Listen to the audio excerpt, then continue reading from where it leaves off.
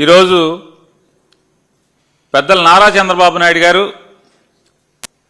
అలాగే పవన్ కళ్యాణ్ గారి యొక్క వీరి ఇరువురి యొక్క పాలన చూస్తుంటే రాష్ట్రం మొత్తం ప్రజలందరికీ కూడా ఇవాళ భయం కలిగేటువంటి పరిస్థితులు ఈ రాష్ట్రంలో ఇవాళ నెలకొన్నది. ఈ పరిస్థితి ఇలా అంటే ప్రజల్ని భయభ్రాంతులకు గురయ్యేట్టుగా ప్రతి ఒక్కరూ కూడా వారు వీరు అని లేకుండా ఉద్యోగ వర్గాల దగ్గర నుంచి ఉపాధి హామీలో కూలి పనికి వెళ్ళేటువంటి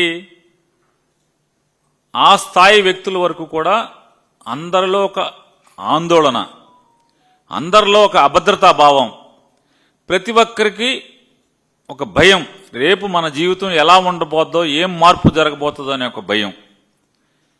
ఈ భయంలో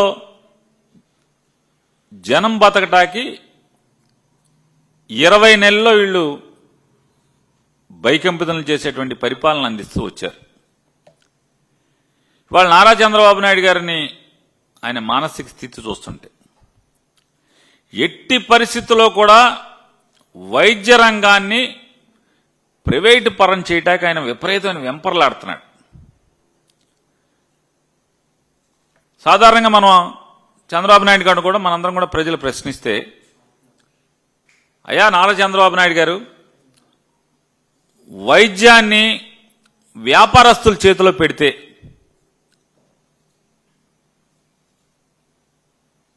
వ్యాపారమే చేస్తారు తప్పితే ఉచితంగా సేవ చేసేటువంటి అవకాశం ఏమన్నా ఉంటుందా అని అడుగుతున్నాను. ప్రజలు కూడా ఇదే మాట మాట్లాడుతున్నారు కాబట్టి ఆఖరికి మీ జెండా మోసిన వాళ్ళు కానీ పవన్ కళ్యాణ్ జెండా మోసిన వాళ్ళు కూడా ఇవాళ గవర్నర్ గారికి ఇచ్చినటువంటి ఈ మెడికల్ కాలేజీల ప్రైవేటు పరం కానివ్వకుండా చూడమని గవర్నర్ గారిని కోరుకునేటువంటి అర్జీల్లో వారు కూడా పిలిచి మరీ సంతకాలు పెట్టారు. అయినా జ్ఞానం రావట్లేదు, తప్పు తెలుసుకోవట్లేదు. తప్పు తెలుసుకోకపోగా ఇంకా ప్రెస్టేజీగా మాట్లాడుతున్నారు.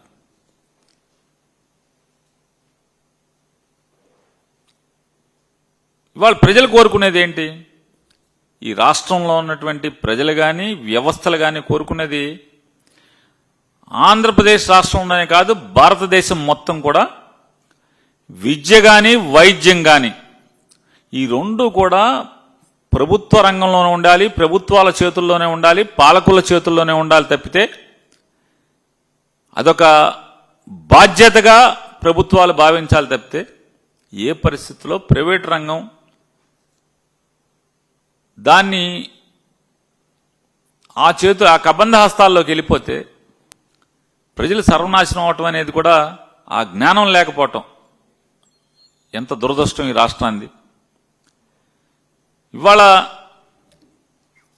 నారా చంద్రబాబు నాయుడు గారికి 14-15 ఏళ్ళు దాటిపోయినట్టుంది. ముఖ్యమంత్రి 15 ఏళ్ళు ముఖ్యమంత్రి అనుభవం, 45-50 ఏళ్ల రాజకీయ అనుభవం అని చెప్తున్నాడు ఆయన. 75 ఏళ్ల వయసు ఒంటి మీదకి వచ్చింది చంద్రబాబు నాయుడు గారికి.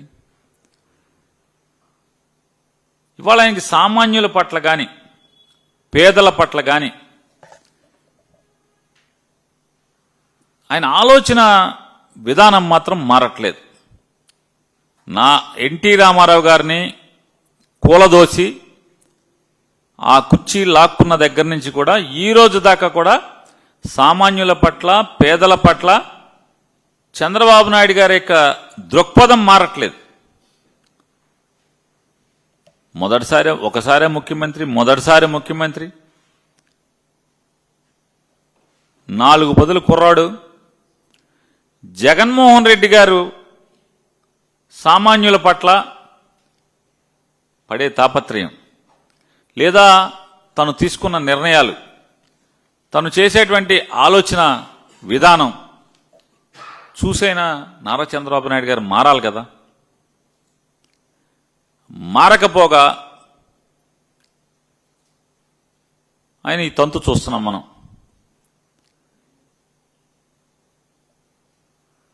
పేద మధ్యతరగతి వర్గాల యొక్క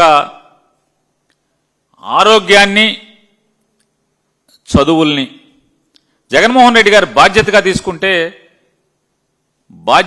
తీసుకుని స్కూళ్ళని మార్చి చూపించటం, పిల్లలకి ఆంగ్ల విద్యని నేర్పించి తద్వారా ఆంగ్లంలో పాఠాలు చెప్పి వారి నైపుణ్యాన్ని పెంచేదానికి ఆయన కృషి చేసేదే.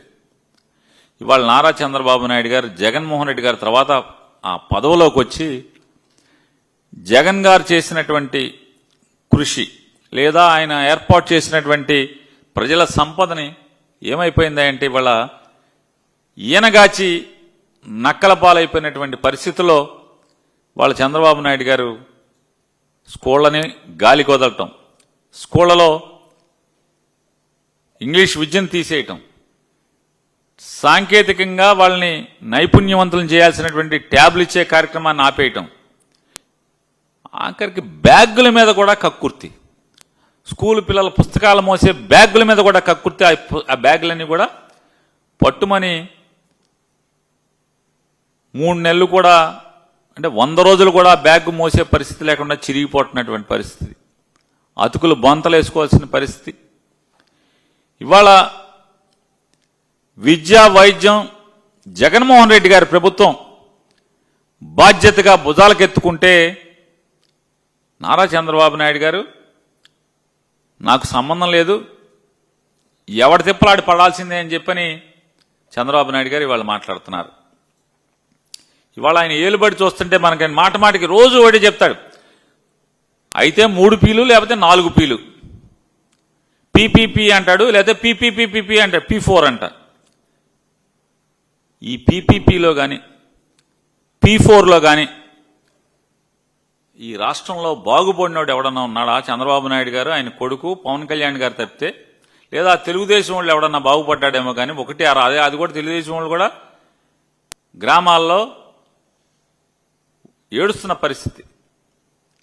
ఎందుకు మోసాం రా జెండా, ఎందుకురా బాబు అసలు వీళ్ళకి ప్రచారం చేశాం, ఎందుకు తాపత్రయపడ్డాం రా జగన్ దిగిపోవాలని చెప్పని అని వాళ్ళ తెలుగుదేశం వాళ్ళు ఏడ్చే పరిస్థితికి వస్తున్నారు.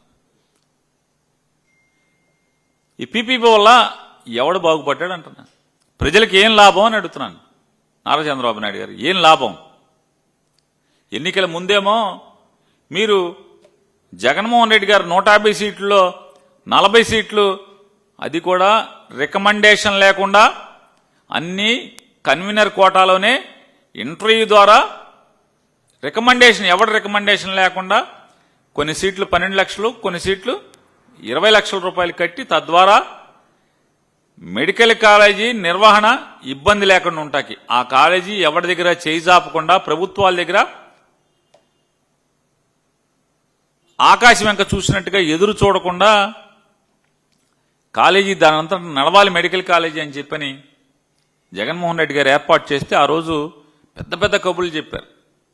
ఇక నారా లోకేష్ నాయుడు గారు అయితే ఆ జీవో రద్దు చేస్తానని చెప్పడమే కాకుండా, మా నాన్న సంగతి వదిలేయండి, మా నాన్న ఎప్పటికప్పుడు కార్పొరేట్ హాస్పిటల్కి వెళ్తాడు, కానీ హైదరాబాద్లో ఉండేవాళ్ళం, హైదరాబాద్లో ఉంటే నాకేమైనా జ్వరం వస్తే ఒంట్లో బాగోపోతే పరిగెత్తుకుని నిమ్స్కి వెళ్ళేవాడిని, కాబట్టి రేపు మా ప్రభుత్వంలో గవర్నమెంట్ హాస్పిటల్ అన్నీ కూడా అద్భుతంగా చేస్తానని చెప్పి ఆయన ఎన్నికల్లో ఎన్ని మాటలు మాట్లాడారో, కోటలు దాటిన మాటలు చూసాం మనం. ఇవాళ సిగ్గు అనేది కూడా ఏమాత్రం పడకుండా, అరే మొన్న అట్లా చెప్పామే, ఓట్లు అడుక్కున్నామే, మొన్న నమ్మారే అనేటువంటి ఇంగిత జ్ఞానం కూడా లేకుండా, అంటే తోలు మందమైపోయి బాగా ఈ రకంగా ఇవాళ తప్పుడు నిర్ణయం తీసుకుని కాలేజీ మొత్తం అప్పనంగా ప్రైవేట్ వాళ్ళకి అప్పచెప్పేయటం. ప్రైవేట్ వాడికి అప్పచెప్తే ఏమవుతుంది? కాలేజీ ఒకటే కాదు, హాస్పిటల్ కూడా ప్రైవేట్కి ఇచ్చేస్తారంట, గవర్నమెంట్ హాస్పిటల్ కూడా ప్రైవేట్కి ఇస్తారంట. ఇవాళ ఈ మెడికల్ కాలేజీల్లో పీపీపీ అంటే ఏంటి అసలు? అది పీపీపీ కాదు, 4వ పీ సైలెంట్గా ఉంటుంది. ఈ 4వ పీ సైలెంట్గా అంటే peoples property, privates profit. Peoples property privates profit కింద ఈ పథకం తీసుకొచ్చారా కాదా? మీరు తెచ్చిన 4 Pలో 1 Pని మింగేసి మాట్లాడుతున్నారు కదా మీరు. అది అంటే సైలెంట్ కింద అనమాట. ఇంగ్లీష్లో కొంత గ్రామర్లో చెప్తాడు కదా, అది సైలెంట్ ఇది సైలెంట్ అని. ఈ 4వ P మీరు సైలెంట్ చేసి ఎవడికి దోచిపెడతాకని చెప్తున్నాను. ఎక్కడన్నా మీరు ఈ పాలసీ మీరు ఎన్నికల్లో ఏం చెప్పారు? మెడికల్ కాలేజీల్లో జగన్మోహన్ రెడ్డి గారు పెట్టిన 150కి 40 సీట్లు 42 సీట్లు అది మొత్తం మేము అది కూడా మెరిట్లోకి తెచ్చేస్తామని చెప్పి కోతలు కోసి ప్రతి చోట సూపర్ స్పెషాలిటీ హాస్పిటల్ నిర్మాణం చేస్తామని చెప్పి లేదా హాస్పిటల్ని బలోపేతం చేస్తామని చెప్పి ఇవాళ ఇది చేయటాకి ఈ మోసం చేయటాకి మీరు ఎవరితో ఉన్నా ఎక్కడన్నా చర్చించారా? ఎక్కడన్నా ప్రజల నుంచి అభ్యంతరాలు స్వీకరించారా? మీరు ఎన్నికల ముందే మేము రాష్ట్రంలో ఉన్నటువంటి ప్రభుత్వ హాస్పిటల్లన్నీ కూడా ప్రైవేట్ వాళ్ళకి ఇచ్చేస్తాం, జగన్మోహన్ రెడ్డి గారు పెట్టిన మెడికల్ కాలేజ్ అన్ని కూడా ప్రైవేట్కి ఇచ్చేస్తాం, ఇది అద్భుతమైన పాలసీ అని చెప్పి ఓట్లు అడిగి మీరు ముఖ్యమంత్రిగా అయ్యుంటే ఖచ్చితంగా మీరు ఎవరిని అడగాల్సిన పని లేదు. ఎన్నికల ముందు మీరేం చెప్పారు? మోసం చేస్తున్నప్పుడు మీరు ప్రజల నుంచి అభ్యంతరాలు అడగాలా అక్కర్లేదా? అడగలేదు. పోనీ చట్టసభల్లో ఏమన్నా చర్చించారా ఎవరితో అన్నా? అంటే తండ్రి కొడుకులు మీ ఇద్దరు కూర్చుని వ్యాపారం మాట్లాడేసుకుంటే సరిపోతుందా? ఇవాళ ప్రజలు ఇచ్చారు కదా, 1 కోటి మంది రాష్ట్ర ప్రజలు ఇవాళ ఛాలెంజ్ చేస్తున్నాం. నారా చంద్రబాబు నాయుడు గారు, నారా లోకేష్ నాయుడు గారు,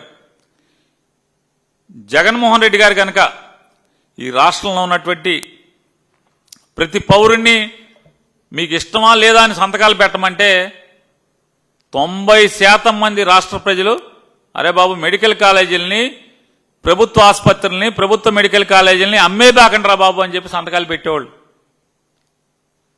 మీ జనసేన, బీజేపీ, టీడీపీ కరడుగట్టిన కార్యకర్తల దగ్గర నుంచి నాయకులు కూడా సంతకాలు పెట్టేవాళ్ళు.